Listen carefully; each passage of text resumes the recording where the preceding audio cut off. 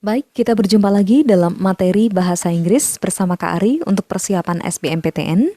Ya, sekarang kita mulai untuk materi grammar yang pertama. Skill pertama yang akan kita bahas dalam grammar adalah tentang tenses. Tenses yang akan kita pelajari ada 3 kategori besar. Yang pertama adalah present tense. Present ini artinya adalah masa sekarang. Jadi ini yang berkaitan dengan event-event atau kejadian di masa sekarang.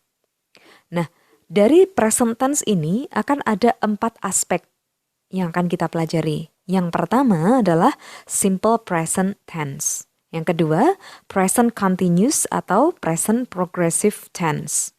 Yang ketiga, present perfect tense. Keempat, present perfect continuous tense. Apa ini simple present dan lain sebagainya? Nanti kita akan kupas satu persatu. Oke, kategori 2 adalah past tense. Past tense ini yang artinya membicarakan tentang masa lampau. Nah, di sini juga sama, ada 4 aspek yang akan kita pelajari. Simple past, past continuous, past perfect, dan past perfect continuous. Berikutnya adalah future tense. Nah, ini yang berkaitan dengan masa depan atau masa yang akan datang. Nah, aspeknya juga sama, ada 4. Simple future, future continuous, future perfect, dan future perfect continuous tense. Nah, ini jadi totalnya sebetulnya ada 12 tenses, tetapi dari 12 tenses yang akan kita pelajari ini bisa masuk dalam 3 kategori tenses besar. Nah, jangan keder dulu, ini enggak sulit ya. Tenses itu selalu dibilang sulit, enggak. Oke, sekarang kita akan coba. Kenapa tenses enggak sulit? Ada cara untuk mempelajari tenses supaya enggak sulit. Yuk, kita cermati satu persatu. Nah, apa sih yang akan kita pelajari dalam skill pertama atau skill tentang tenses ini? Yang pertama, kita akan membicarakan tentang konsep dasar tenses. Jadi, tenses itu apa? Kemudian yang kedua adalah fungsi dan kegunaannya. Jadi, biasanya permasalahan ketika menghadapi tenses itu banyak orang belajarnya adalah menghafal nama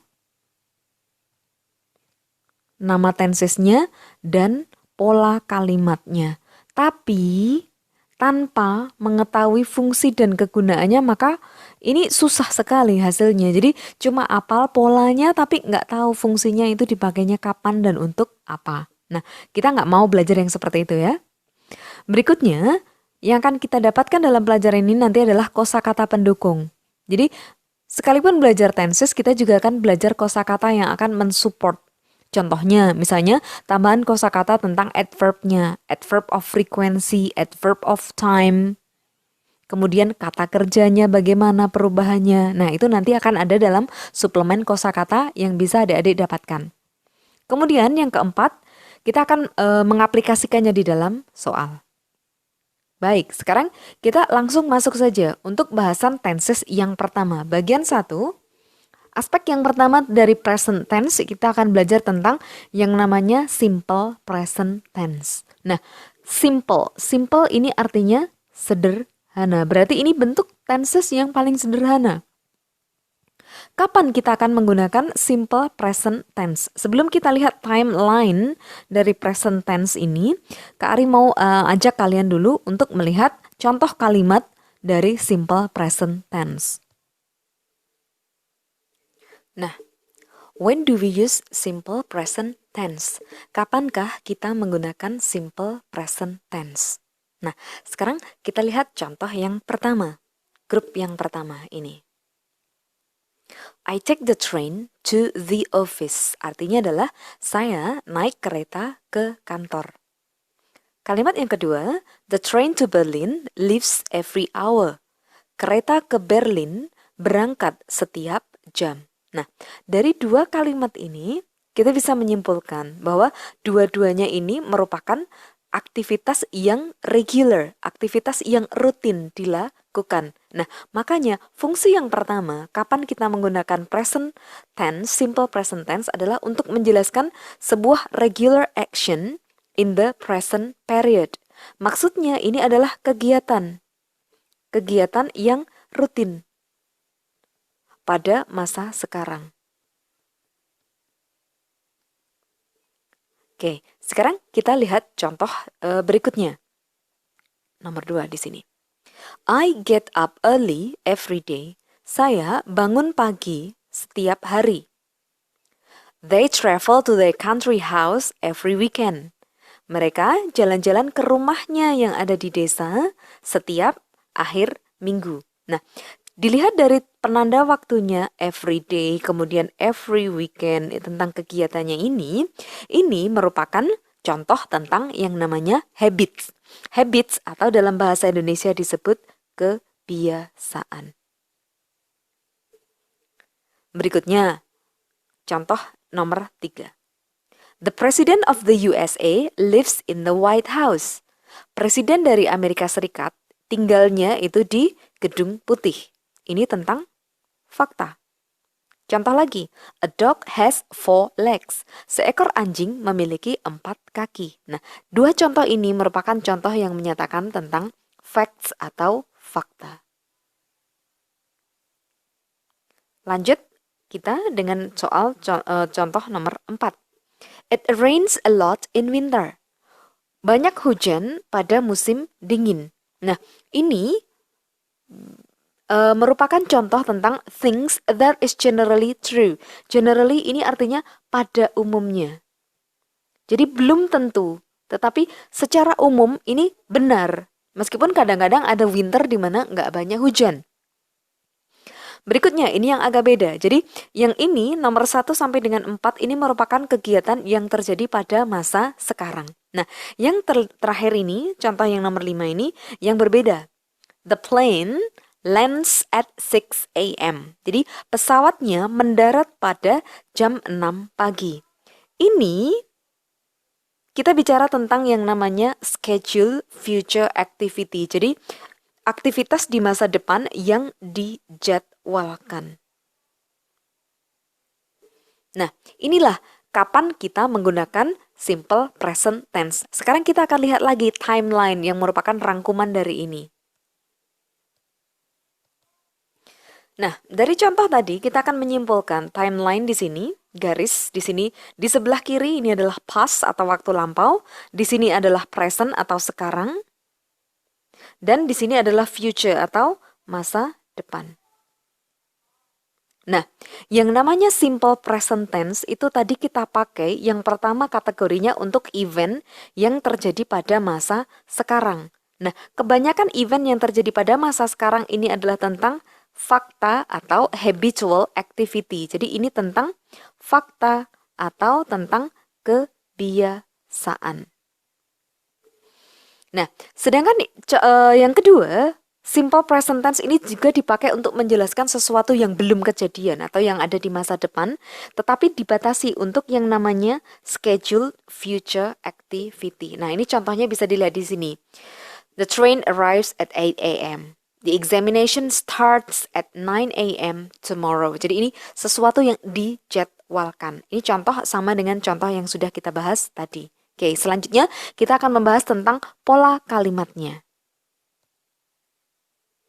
Nah, sekarang kita akan mengamati pola kalimatnya. Sebelumnya kita udah belajar tentang pola kalimat dasar, itu ada 2 macam, yaitu kalimat verba dan kalimat nomina. Kalimat verba ini pasti ada verbnya.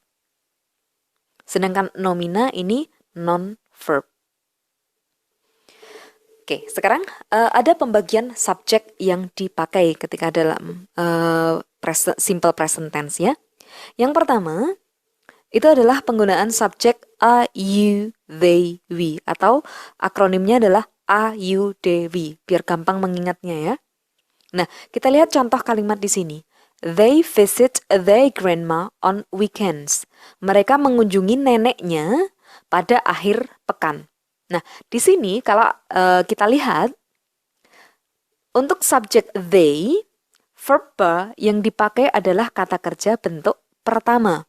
Tidak ada tambahan s atau es, kemudian langsung diikuti oleh objek. Kemudian kalimat negatifnya, they do not visit their grandma on weekends.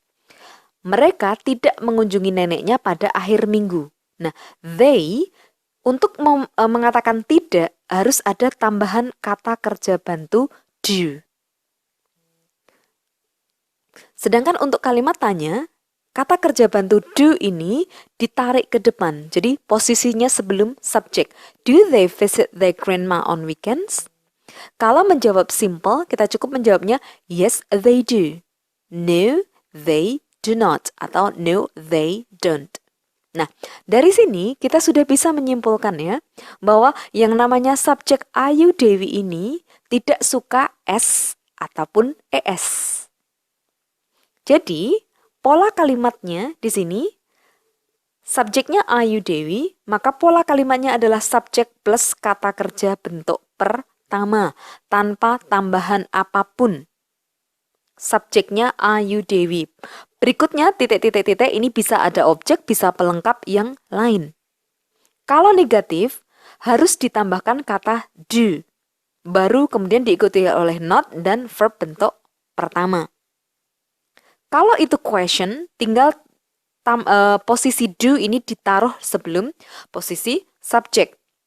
Kemudian baru diikuti oleh verb-nya. Nah, ini untuk pola dasar yang pertama. Sedangkan kalau subjeknya berbeda, kalau subjeknya she, he, it, maka kita lihat contoh kalimatnya. The sun arises around 6 a.m.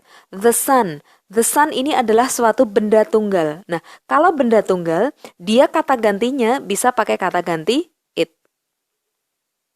The sun rises. Perhatikan di sini agak berbeda, tidak sama dengan yang tadi they visit. Kalau di sini rise kata dasarnya adalah rise ditambah s, rises around 6 a.m. Berarti di sini bisa kita simpulkan.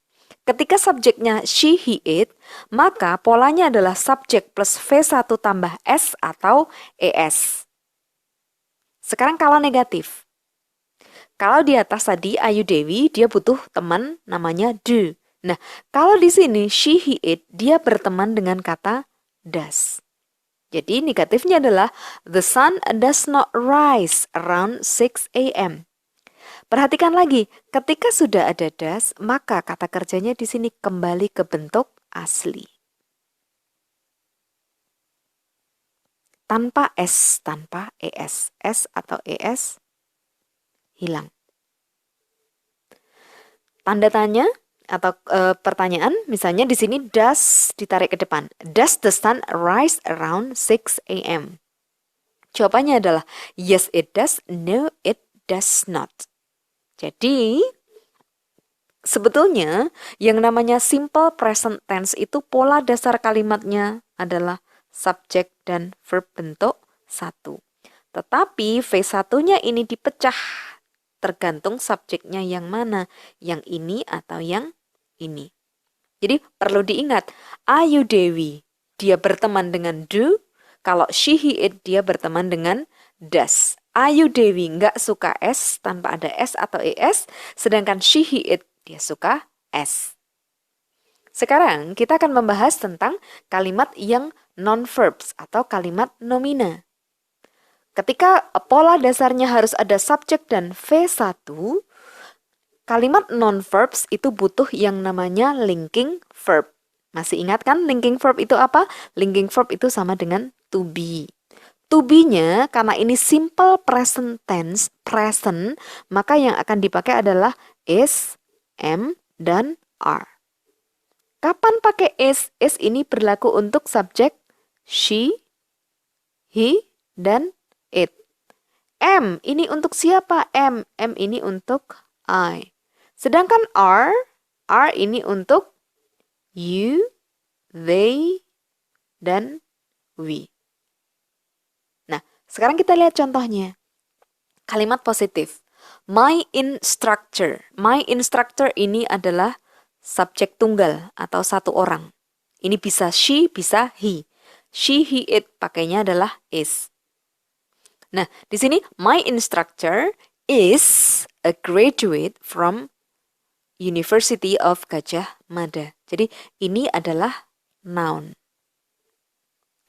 Negatifnya mudah sekali, tinggal menambahkan not sesudah to be. My instructor is not a graduate from University of Gajah Mada. Kalau questions, maka to be-nya ditarik ke depan sebelum subjek. Is your instructor a graduate from University of Gajah Mada? Jawabannya yes, he is atau she is. No, he or she is not. Nah, ini kalau kalimat nomina. Jadi, subjek diikuti is, am, atau are, kemudian diikuti oleh non-verba. Negatifnya subjek is, am, are, atau diikuti oleh not, kemudian baru non-verba. Kalau question, to be-nya dipindah ke depan sebelum posisi subjek. Nah, non-verba itu apa? Coba lihat lagi, yang termasuk kategori non-verba itu apa? Sudah ada dalam penjelasan yang pertama dulu ya. Oke, kita lanjut. Nah, setelah kita tahu pola dasar kalimatnya itu seperti apa, maka penting untuk kita untuk mempelajari adverb of frequency. Kata keterangan yang menyatakan tentang frekuensi yang sering dipakai dalam simple present tense itu apa? Yang pertama, di sini ada tanda 100%. Berarti kejadiannya itu bisa dipastikan selalu terjadi ya. Jadi kata yang pertama adalah always, artinya adalah selalu. Contoh dalam kalimat, you are always late. Di sini ini adalah contoh kalimat yang non-verba, karena ada to be. Di sini late ini adalah adjective. Jadi ini contoh yang non-verb. Berikutnya, yang 90% tingkat keseringannya adalah usually. Usually ini artinya adalah biasanya. Contohnya, we usually go to the cinema on Sunday. Kami biasanya pergi ke bioskop pada hari Minggu. Nah, kapan kita pakai usually? Usually ini bisa diletakkan sesudah subjek ataupun sebelumnya. Jadi, bisa kalimatnya menjadi usually we go to the cinema on Sunday. Next, yang tingkat keseringannya sekitar 70% adalah kata often. Often ini artinya sering. He often cooks pasta. Dia sering masak pasta. Next, yang sekitar 50% adalah kata sometimes. Artinya adalah kadang-kadang. Kami kadang-kadang memesan pizza untuk makan malam. Bisa juga sometimes itu diletakkan di depan. Sometimes we order pizza for dinner. Jadi untuk usually sama sometimes ini bisa diletakkan di awal kalimat. Tapi yang lain itu biasanya diletakkan sesudah subjeknya.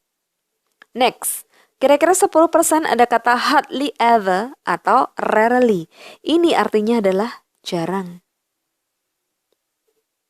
Si hardly ever smiles, dia jarang sekali tertawa.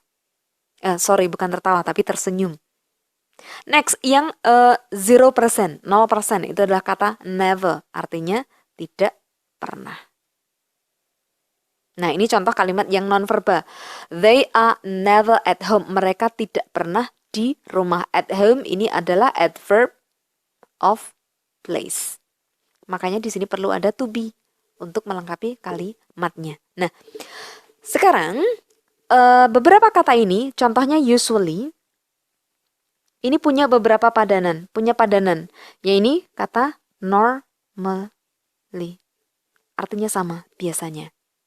Kemudian kata often, ini juga sama, punya padanan, yaitu kata frequently. Next, ada kata sometimes, ini juga punya padanan, adalah kata occasionally.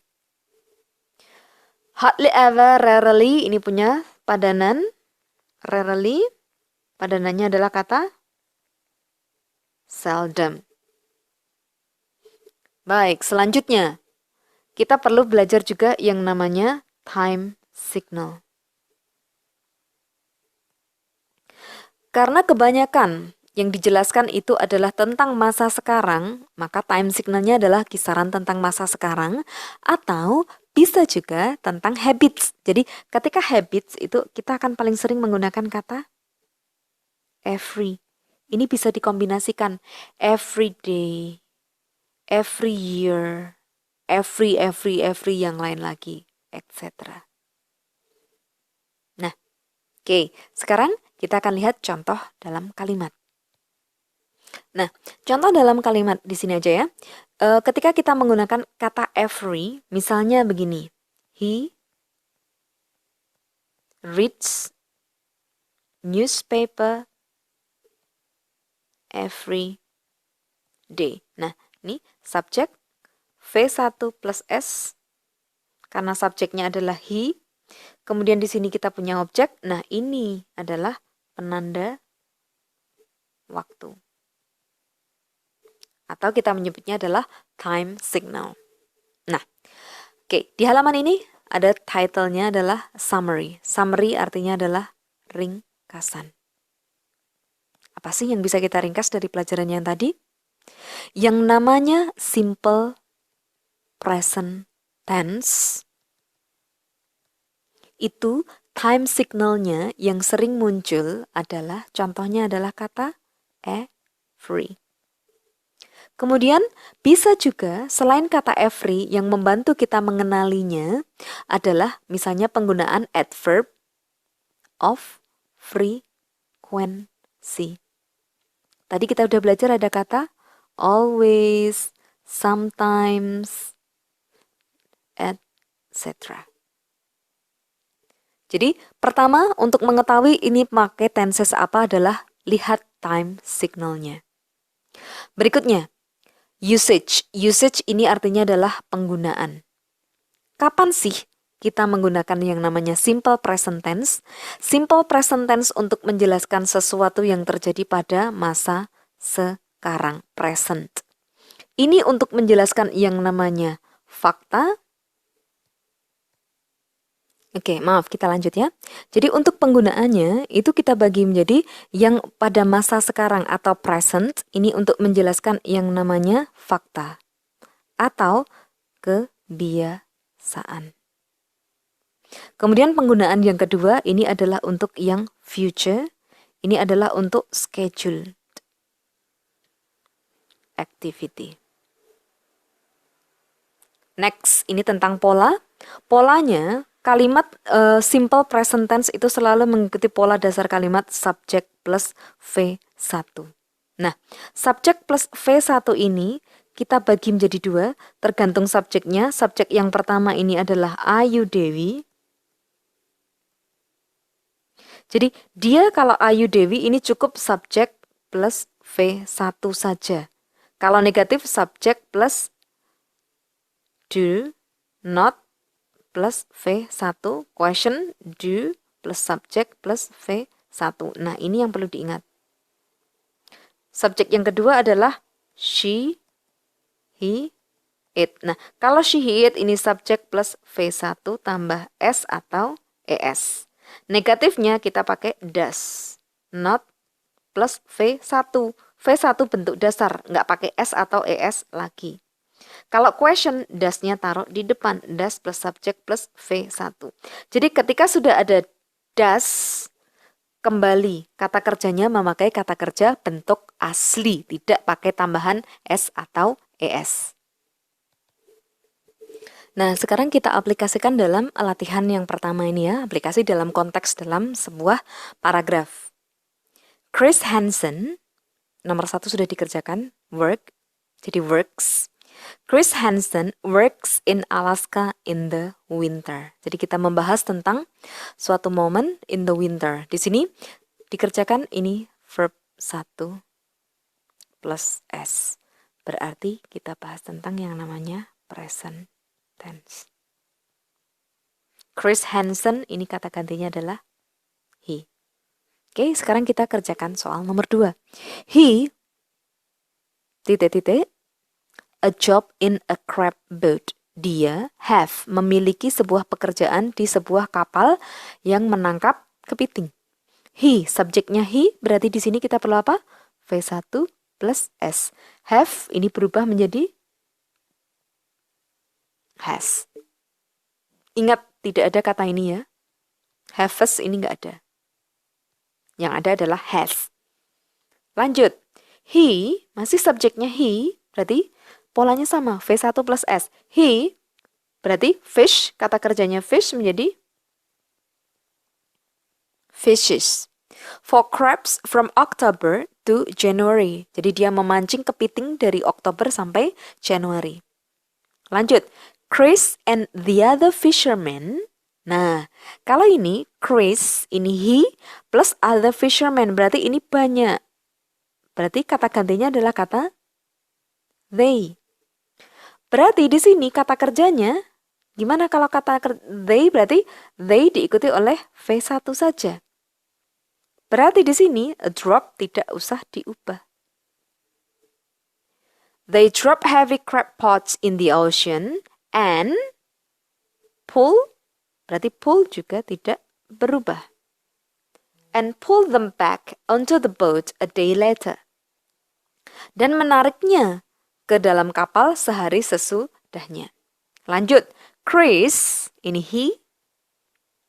Berarti untuk membuat kalimat negatif kita perlu tambahan does dulu. Does not. Like, sama. Chris does not like his job. Chris nggak menyukai pekerjaannya. It's blah blah blah blah very dangerous on the ocean. Nah, di sini kita perlu yang namanya be alias to be. Kenapa perlu be? Karena di sini ada yang namanya adjective.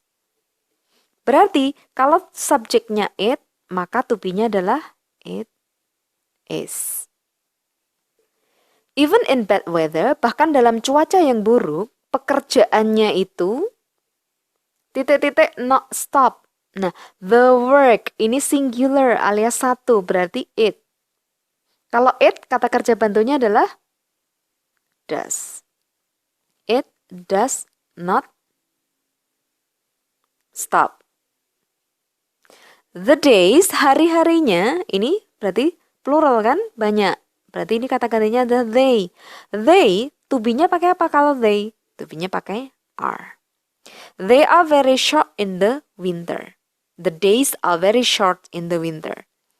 The sun, ini it, kata gantinya, karena satu, tidak terbit. Jadi it, kalau it berarti pakai does dulu. It does not, baru rise. V1-nya tanpa S ya, udah ada does. At about 10 a.m. And it, subjeknya it, berarti di sini perlu apa? Go tambah es. It goes down at around 4 p.m. Dan terbenam pada jam 4 sore. Chris' mother, kata gantinya apa?